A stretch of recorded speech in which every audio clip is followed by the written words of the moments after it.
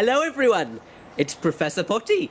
I know you all missed me, but I'm back with this month's Eco Act. It is now harvest time already, would you believe? And so this month we are thinking about food. Yes, harvest time is usually when we give food donations to good causes through church.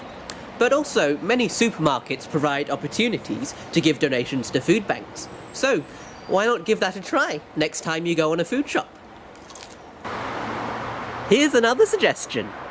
If you are fortunate enough to have a garden or allotment and you have food left over, why not make something out of your produce, like jam or a soup, and then give it to someone you know, like a neighbour? That way, the food doesn't go to waste, and you're showing love to your neighbours. It's amazing that caring for creation often overlaps with caring for our neighbours, and not just our local ones, but our global ones too. The poorest and most vulnerable in the world contribute the least to the problem of climate change, yet they suffer for it the most, while natural disasters destroy their homes, livelihoods, and food sources. So every little step each of us takes is helping to give some hope to the ones suffering.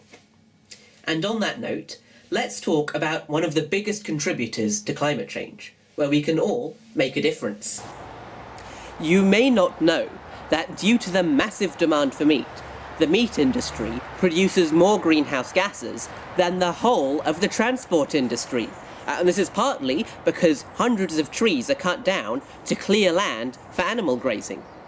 Did you know it takes 10 kilos of feed and 100,000 litres of water to produce just 1 kilogram of beef?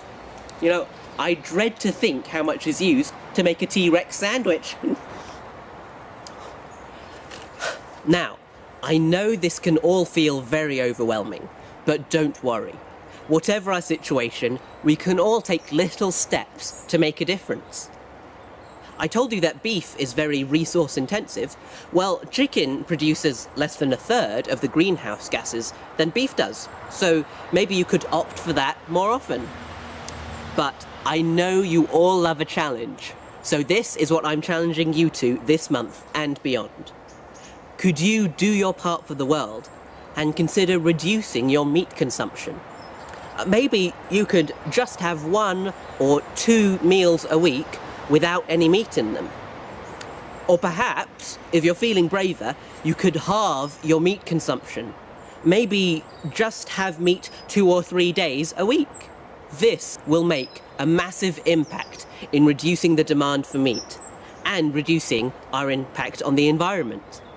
And if you are in a position to do so, you could switch to a vegetarian or fully plant-based diet. Whichever stage you're at, there are some great vegetarian and vegan products and recipes out there, including in our St. John's Bicentenary recipe book. So don't think you need to have bland food. Experiment a bit. Well, thank you so much for joining me this month. I hope you realise that virus or not, the environment still needs us, and we can all do our bit. God bless, and see you next time!